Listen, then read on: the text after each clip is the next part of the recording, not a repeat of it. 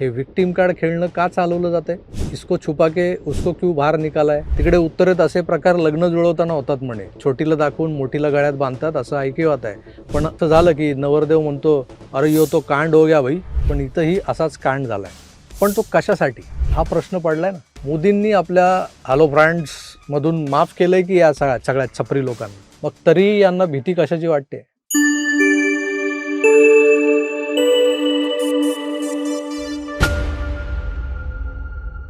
अय्यो तो कांड हो गया भाई.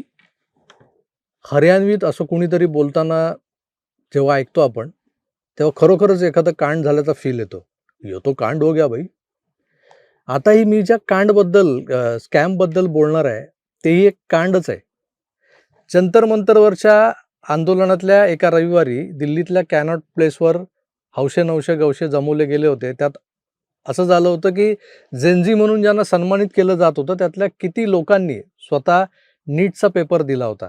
त्यातल्या किती जणांना नीटचा फुल फॉर्म काय, CBSEचा फुल फॉर्म काय आणि मोठमोठे इंग्रजी शब्द ते जे फेकमफाक करत होते ना, त्या शब्दांची स्पेलिंग काय हे देखील माहीत नव्हतं. जे आले होते ते लोक स्वतःच्या सोशल मीडिया अकाउंट्सला बूस्ट करण्यासाठी मिळालेली एक गोल्डन अपॉर्च्युनिटी समजून सरसावून आले होते. सुरुवातीला काही इंस्टाग्रामी, फेसबुकी चिवडे तिकडे आले. काही फूड ब्लॉगर्सही आले. मग रील स्टार्स आले. छोट्या छोट्या रील्स बनवून टाकायला लागले आणि लोक त्या रील्स चवीनं पाहू लागले. त्यांना चांगले व्ह्यूज यायला लागले. मग जे फुकट शोधू लोक जे होते तेच सर्वाधिक संख्येनं इथं यायला सुरुवात झाली. त्यात झालं असं की सध्या ट्रेंडिंग गाण्यांवर केलेले रील्सही चालत होते. सोबत जे लोक या आंदोलनामागच्या हेतूबद्दल झाटानाफाटा काहीच माहीत नसलेले होते, पण त्यांना इथं खायला प्यायला जेवायला मिळू लागलं होतं, तेही आले. मग यांना एक टास्क दिला गेला होता की मोदी आणि धर्मेंद्र प्रधान यांना शिव्या द्या. जो सगळ्यात घाणेरडी शिवी देईल, सर्वात अश्लील भाषा वापरेल, त्याला फेमस केलं जाईल. इथं आपल्याकडच्या मीडियाचंही बऱ्याच प्रमाणात चुकत होतं. ते या भीक माग्यांना प्रसिद्धी देत होते. देखो देखो कैसा गंदा गाली दे रहा है म्हणत त्यांची गटर चालीसा आपल्याला ऐकवली या लोकांनी. तर यातलीच एक गटर कन्या, जिचं नाव सुरुवातीला कुणालाच माहीत नव्हतं, जिनं दिल्लीतल्या JB रोडचा एहसास सगळ्यांना आपल्या भाषेतून करवला, ती प्रचंड फेमस झाली. हा फेम ही प्रसिद्धीनंतर तिच्या गाडीशी आली. अगदी टायरपासून सुरुवात झाली आणि बोनेटपर्यंत येऊन ठेपली असं म्हणा. गटर कन्येसारख्या अनेक जणी नंतर जंतर मंतरवर आल्या होत्या. त्यांनी आपण किती खालच्या थराला जाऊ शकतो हे दाखवून दिलं होतं. पण या बयेची तरास न्यारी होती. म्हणजे next level ultra pro max मी म्हणालो होतो तुम्हाला. सो तिचा या अल्ट्रा प्रो मॅक्सचा शोध सुरू झाला. हिंदुत्ववादी कार्यकर्त्यांनी बराच शोध घेतला आणि ती सापडली नोएडामध्ये. तिथल्या एका युनिसेक्स पार्लरमध्ये म्हणे ही ट्रेनी म्हणून काम करत होती. एका बाजूला कारवाईच्या भीतीनं अनेक उन्मादी चिल्लर चटोर बिळांमधून बाहेर आले होते. त्यांनी जाहीररित्या माफीनामे सादर केले. हरियाणातली ती डान्सर, जिच्या चारित्र्याचा पत्ता नाही, ती भारतीय लोकशाहीला, पंतप्रधानांना शिव्या घालते, नको नको ते बोलते. अर्थात उघड्या दिसणाऱ्या त्या घळीत कोंबलेल्या नोटांनी हे बोलवून घेतलं होतं. तिचा काही दोष नव्हता बिचारीचा. पण तिची अक्कल ठिकाणावर आली आणि नंतर मग ती सती सावित्रीच्या आविर्भावात तिनंही माफीचा व्हिडिओ टाकला. माफ कर दो मोदीजी. हे सगळं एका बाजूला ठेवून हिच्यासारखीला, ती नोएडामधली पार्लरवाली, तिला तिच्या गैरवर्तनाबद्दल, जे नुसतंच गैरवर्तन नव्हतं तर एक दंडनीय अपराध होता, त्यावर कडक कारवाई व्हावी असं वाटत असताना जे व्हायला नको तेच झालं. भारताच्या ज्या महान पंतप्रधानांना या शिव्या पडल्या होत्या, त्या मोदी काकांनीच या जेनजीला माफ करून टाकलं. म्हणे यांना माफ करा, आपलीच पोरं आहेत, चुकले असतील, चुकतात या वयात, तेव्हा माफ करून टाका. पण तोवर FIR दाखल झालेले होते अनेक ठिकाणी या झुरळांवर. तसाच तो नोएडातल्या पार्लरवाल्या रुचिका सिंगवरही झाला होता. तिला शोधून काढलं होतं, पण ती घरातून गायब होती. त्यामुळे अटक मात्र झाली नव्हती, फक्त FIR झाला. आजही तिला अटक झालेली नाहीये. आता ज्या मोदींना शिव्या पडल्यात, तेच मोदी जर सगळ्यांना माफ करायला निघाले असतील, तर आपण काय करणार, नाही का? पण या सगळ्या गोष्टी सामान्य जनता किंवा मोदी भक्त म्हणवले जाणारे जे कार्यकर्ते आहेत, हे एवढं हलक्यात घेणार नाहीयेत. ते त्या FIRवर ठाम आहेत. त्या FIR दाखल करण्याच्या वेळेस तिच्या पालकांनाही पोलीस स्टेशनला बोलावून त्यांनी घेतलं होतं. त्यांनीच तिचं नाव सांगितलं, तिचं वय सांगितलं. मग FIR झाला.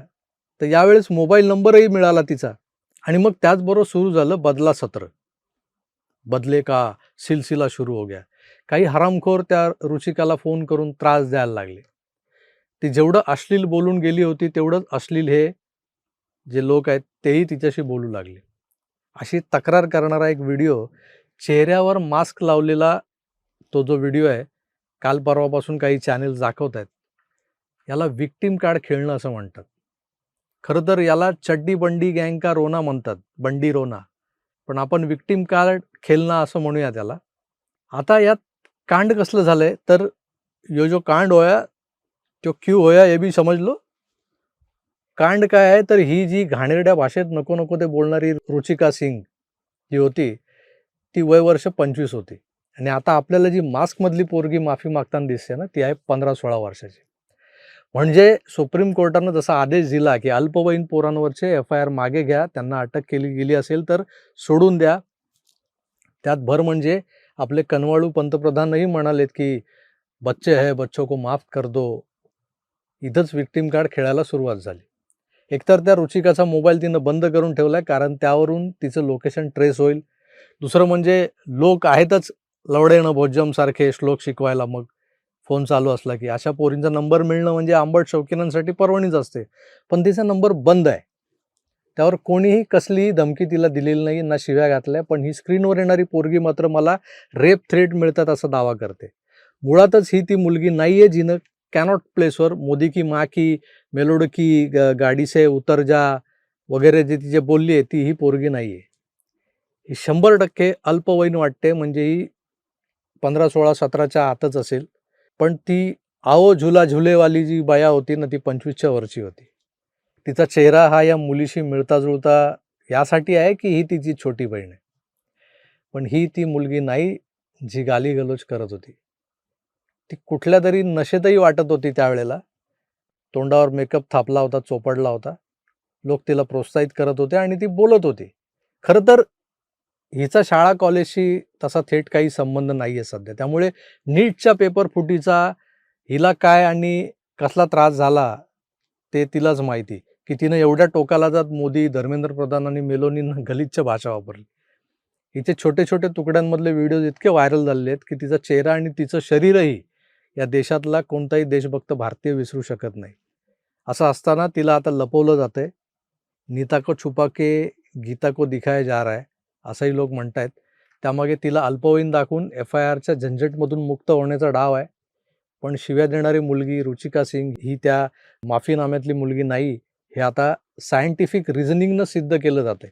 पहिल्यांदा तर दोघींच्या केसांची लांबी, त्यातला स्पष्ट फरक. दुसरं म्हणजे त्या गटार कन्येच्या दातांमधल्या फटी आणि या माफीनाम्यातल्या मुलीच्या दातांची ठेवण. चेहऱ्याचा आकार, विशेषतः चेहऱ्याची जी लांबी. महत्त्वाचं म्हणजे ज्या आवाजात, ज्या भाषेत मोदीने करा क्या है हमारे लिए म्हटलं होतं आणि बरंच काही बरळलं होतं, ती गलिच्छ भाषा आणि तो आवाज, तोही बदललेला वाटतोय. हे सगळं कशासाठी चाललंय?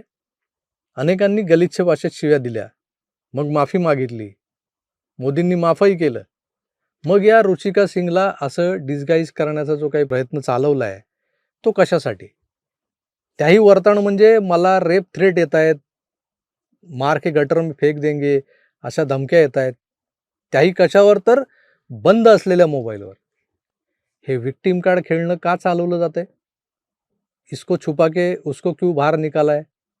तिकडे उत्तरेत असे प्रकार लग्न जुळवताना होतात म्हणे. छोटीला दाखवून मोठीला गळ्यात बांधतात असं ऐकिवात आहे. पण असं झालं की नवरदेव म्हणतो, अरे यो तो कांड हो गया भाई. पण इथंही असाच कांड झालाय. पण तो कशासाठी? हा प्रश्न पडलाय ना. मोदींनी आपल्या हॅलो फ्रेंड्स मधून माफ केलंय की या सगळ्या छपरी लोकांना? मग तरी यांना भीती कशाची वाटते? मोदींचे भक्त मोदींचंही ऐकणार नाहीत याची? मोदींचे भक्त मोदींचं कधीच ऐकत नाहीत.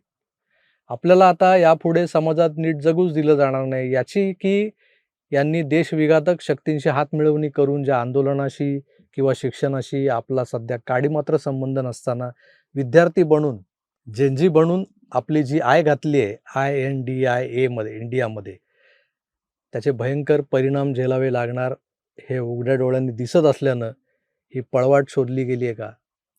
डबल रोल वाला कांड करके कल्टी होने का प्लान है क्या? अरे नक्की क्या है तुम्हारे मन में? नाही कळत आपल्याला. यो तो कांड हो गया भाई. नेमकं काय कांड आहे कमेंट्स करून जरूर कळवा. जर तुम्हाला काय यातली टोटल लागत असेल तर. मी तुर्तास इथेच थांबतो. पुन्हा भेटूच. तोवर आपली काळजी घ्या आणि पाहत राहा आपलं आवडतं यूट्यूब चॅनल आकार डीजी 9. धन्यवाद. नमस्कार.